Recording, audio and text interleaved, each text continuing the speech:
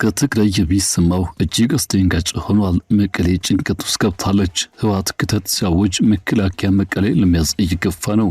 ጌታቸው ረዳ ከህወሓት ጽሕፈት ቤት የተገኘን ያሉትን ከባድ ሚስጥር ይፋ አድርጎ ጀነራል ጻድቃን ደግሞ በቅርቡ መቀሌ እንገናኝ እያሉ ነው።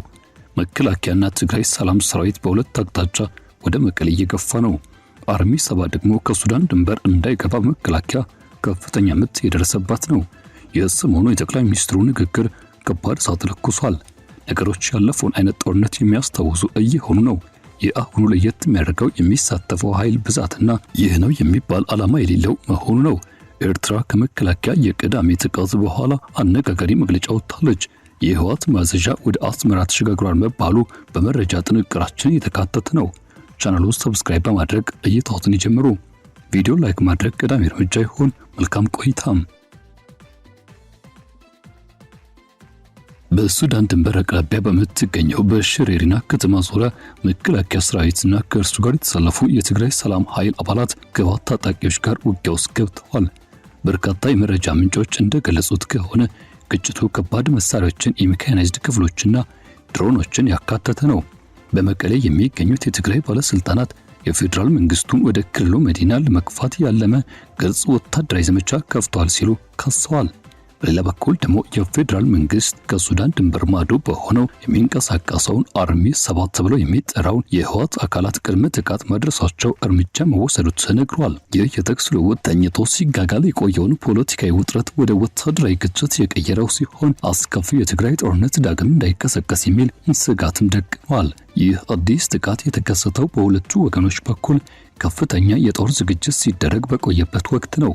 መንግስት የሰላም አስከባሪ ተብሎ የተሰየሙ ሰራዊቶችና ከባድ መሳሪያዎችን በትግራይ ደቡባዊ መግቢያዎች ላይ ያሰፈረ ሲሆን ይህም በታዛቢዎች ዘንድ ወደ መቀሌ ለመግፋት የሚደረግ ዝግጅት እንደሆነ ተተንትኗል። በተመሳሳይ ጊዜ የህወሓት መዋቅሮች ከጦርነቱ በፊት የነበሩትን ክልላዊ ተቋማት እንደገና ያደራጁ ሲሆን የፌዴራል መንግስቱ ጊዜያዊ አስተዳደሩን አገልግሎት ጊዜ ማራዘሙን ያገደ፣ ማንኛውም ተጨማሪ ወታደራዊ ጫና ከባድ መከላከያ ይገጥማል የሚል ማስጠንቀቂያ የሰጡበት ሆኗል። በአሁኑ ወቅት ታዲያ የጦር ሜዳው አሰላለፍ በግልጽ ወደ ሁለት የተቃረኑ ወታደራዊና ፖለቲካዊ ጎራዎች ተከፍሏል። የመጀመሪያው ጎራ በፌዴራል መንግስቱ እውቅና ከተሰጣቸው የጊዜያዊ አስተዳደሩ መዋቅሮችና እንደ አቶ ጌታቸው ረዳ ካሉ አመራሮች ጋር የተሰለፈው የመከላከያና የትግራይ ሰላም ኃይል ነው። ሁለተኛው ጎራ ደግሞ በዶክተር ደብረጽዮን ገብረ ሚካኤል የሚመራው የህወሓት ማዕከላዊ አመራር ሲሆን ከኤርትራ መንግስትና ከውጭ አባላት ድጋፍ ያገኛል ተብሎ በፌዴራል ወገን ይከሰሳል። ከከፍተኛ ባለስልጣናት የሚወጡ መግለጫዎች ይህን ልዩነት ይበልጥ አጉልተውታል። በኬንያ የኢትዮጵያ አምባሳደር የሆኑት ጀነራል ባጫ ደበሌ እንደተናገሩት ከሆነ በህወሓት የሚደራጅ ማንኛውም አዲስ ግጭት ከእንግዲህ ከመቀሌ ሳይሆን ከአስመራ የሚመራ ነው ብለዋል። ከህወሓት ተለይተው የወጡት ጀነራል ጻድቃን ገብረትንሳኤ በበኩላቸው የትግራይ ኃይሎች ቀድሞውኑ ወታደራዊና ፖለቲካዊ ሽንፈት የገጠማቸው መሆኑን በመጥቀስ የፌዴራል ሰራዊትና አጋሮቹ በአንድ ወር ጊዜ ውስጥ በትግራይ ጥልቅ ግዛቶች ውስጥ ሊገቡ እንደሚችሉ ተናግረዋል። የኤርትራ ማስታወቂያ ሚኒስትር በበኩላቸው ምላሽ በመስጠት የመንግስት መገናኛ ብዙሃን ግጭቱ ለማቀጣጠል ተዘጋጅተዋል፣ መረጃዎችን በማሰራጨት ህዝቡን እያደናገሩ ነው ሲሉ ከሰዋል። በትግራይ ፖለቲካዊ መዋቅር ውስጥ የተከሰተው የውስጥ መከፋፈል ቀውሱን ይበልጥ አጋግሎታል። ቀደም ሲል የትግራይ ጊዜያዊ አስተዳደር ፕሬዝዳንት የነበሩትና አሁን የጠቅላይ ሚኒስትር አብይ አህመድ አማካሪ የሆኑት አቶ ጌታቸው ረዳ ሰላምና ትዕግስት እንዲሰፍን የሚጠይቅ ጎልቶ የሚወጣ ድምጽ ይዘው ብቅ ብለዋል።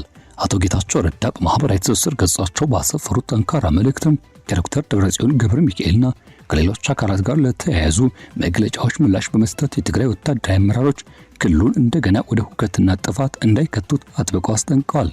አቶ ጌታቸው ረዳ በመልእክታቸው የተወሰኑ የህወሓት ፖለቲከኞች ከአማራ ፋኖ አካላት ከሱዳን ጀነራል አብዱልፈታህ አልቡርሃንና ከኤርትራ መንግስት ሻዕቢያ ድጋፍ በመፈለግ የትግራይን አንድነት እያፈረሱ ነው ሲሉ ከሰዋል። አቶ ጌታቸው ረዳ በተለይም ዶክተር ደብረጽዮንን፣ ወይዘሮ ፈትለወርቅ ገብረ እግዚአብሔርና በሰላምና ደህንነት ቢሮ የነበሩትን የቀድሞ ምክትላቸውን ስም ጠቅሰዋል። 4 ኪሎ እንገባለን የሚለው መፈክር ህዝብን የሚያታልል እብደት እንደሆነና በአስቸኳይ መቆም እንዳለበት ተናግረዋል። አቶ ጌታቸው ረዳ እንደተናገሩት ከሆነ የሰራዊቱ ዋነኛ ተግባር የጥቂት ጀነራሎች ህልውና ማስጠበቅ ሳይሆን የትግራይ ህዝብ ደህንነት ማረጋገጥ ነው ብለዋል። የህዝብ ኑሮና ደህንነት አስቸኳይ ችግሮች ሊፈቱ የሚችሉበት ሰላማዊ መንገድ ብቻ እንደሆነና ያን የማድረግ አቅም ገና እያለ ጥቅም ላይ መዋል እንዳለበት እንዲሁም በአሁኑ ወቅትም የህዝብ ህይወት ላይ ስጋት የደቀኑ ኃይሎችን መጋፈጥ እንደሚያስፈልግ ተከራክረዋል።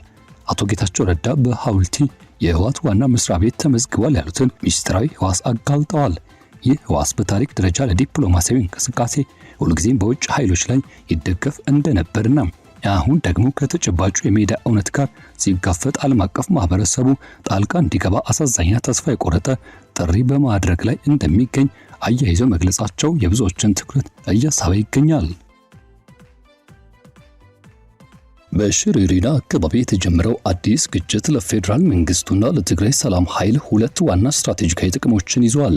በመጀመሪያ ከሱዳን ድንበር የሚመጡትን የህወሓት አቅርቦቶች ሙሉ በሙሉ ለመቁረጥ የሚያስችል ሲሆን፣ ሁለተኛው ደግሞ የህወሓትን አዲስ ወታደራዊ ዝግጅትና የሰራዊቱን የመዋጋት አቅም ቀድሞ ለማክሸፍ ያስችላል። በሌላ በኩል ደግሞ የኤርትራ መንግስት በዚህ ግጭት ውስጥም ያለው ሚና ለቀጠናው ሰላም እጅግ አሳሳቢ ሆኗል። የኢትዮጵያ መንግስት ባለስልጣናት ኤርትራ ለኢትዮጵያ ድጋፍ ያደረገች ነው ብለው መክሰሳቸው አዲስ አበባ ከአስመራ ጋር ያላትን ግንኙነት ይበልጥ ያበላሸ ሲሆን የሰሜኑ ጦርነት ወደ ክልላዊ ጦርነት የመቀየር አደጋውን እያገዘፈው ይገኛል። በተመሳሳይ ጊዜ በሱዳን ውስጥ የሚካሄደው የእርስ በርስ ጦርነትና በኢትዮጵያ ድንበር አቅራቢያ የሚታዩት እንቅስቃሴዎች ሁለቱንም ሀገራት በቀጥታ የሚያጋጩ አጋጣሚዎችን ፈጥረዋል። የሱዳን ጦርና የህወሓት ኃይሎች ሊኖራቸው የሚችለው ትብብር እንዲሁም መከላከያ በድንበር አካባቢ የሚወስዳቸው እርምጃዎች የአፍሪካ ቀንድ ወደማይወጣበት አደገኛ የስቃይና የጦርነት አዙሪት ውስጥ እየከተተው ይገኛል ተብሏል።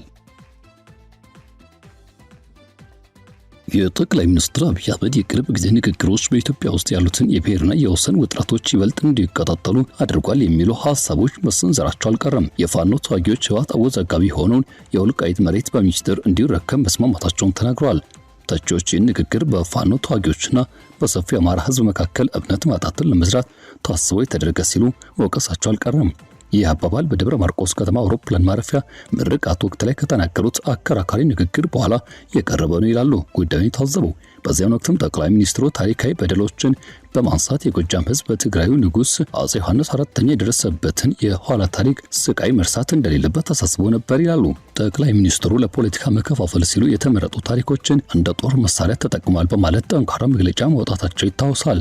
በልዩ ልዩ ፖለቲካዊ ጎራዎች ዘንድም እነዚህ መግለጫዎች የብሔር ፖላራይዜሽን መፍትሄ ከሚፈለግበት ችግር ይልቅ የስልጣን ማስጠበቂያ መሳሪያ ሆኖ እንደሚያገለግል የሚያሳዩትን እምነቶች ይበልጥ አጠናክረውታል።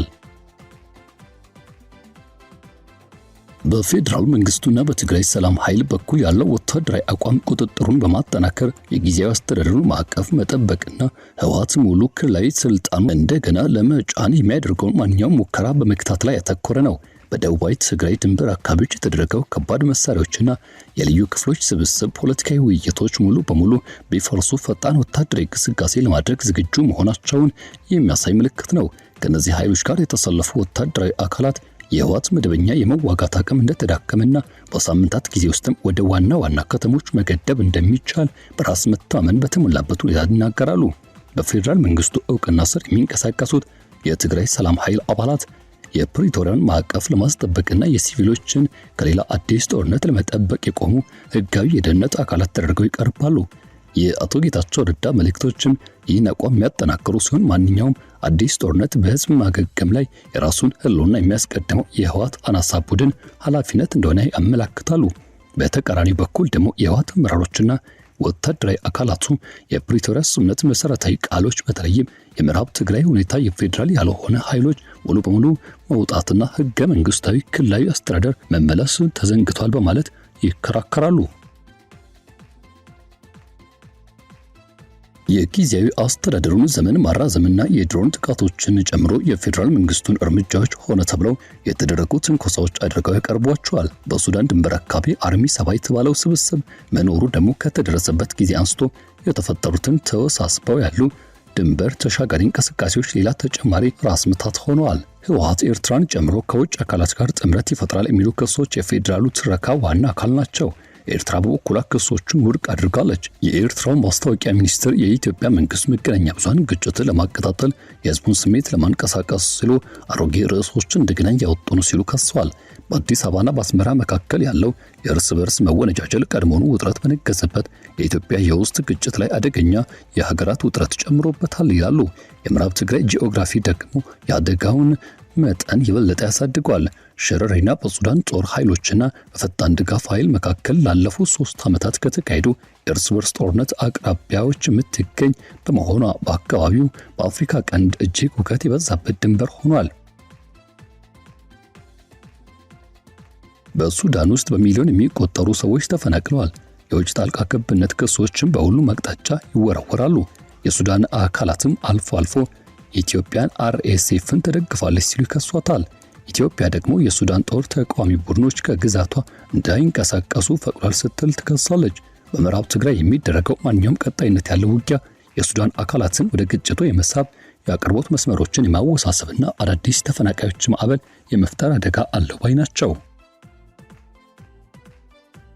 ህወሓት የጊዜያዊ አስተዳደሩን ማራዘም ውድቅ ማድረጉን ተከትሎ የፖለቲካ ቀውሱ በፍጥነት ጀምሯል። የፌዴራል ባለስልጣናት ህገ መንግስታዊ ሂደቶች እስኪጠናቀቁ ድረስ ጊዜያዊ አካሉ ህጋዊ የሽግግር ባለስልጣን ሆኖ ይቆያል ሲሉ ተከራክረዋል። ህወሓት በበኩሉ በአንድ ወገን የተወሰዱ ውሳኔዎችና አለመተግበሮች ስምምነቱን ቀድሞውኑ አዶልድሞታል ባይ ነው። ከወርሃ የካቲት ጀምሮ ወታደራዊ ዝግጅት፣ አነስተኛ ግጭቶችና የድሮን እንቅስቃሴዎች እየጨመሩ መጥተዋል። በሐምሌ ወር የቃላት ውጥረቱ ጫፍ ላይ ደርሷል። ከዶክተር ደብረጽዮን ጎራ የሚወጡ መግለጫዎች ከአቶ ጌታቸው ረዳና በፌዴራል መንግስት ዘንድም እንደ ወታደራዊ ክልተት ጥሪ ተደርገው ተወስደዋል። አቶ ጌታቸው ረዳ በሰጡት ግልጽ የሆነ ምላሽም እነዚህ መግለጫዎች የህዝብ ሆነ ወታደራዊ ተቀባይነት ያጡ በጥቂት ግትር ፖለቲከኞች የተደረጉ ተስፋ የቆረጡ እንቅስቃሴዎች አድርገው አቅርበዋል። ከፌዴራል መንግስቱ ጋር የተሰለፉ አካላት የቀረው የውይይት አቅም ካልባከነ የህዝቡ ደህንነት አሁንም በሰላማዊ መንገድ ሊጠበቅ እንደሚችል ያሳስባሉ።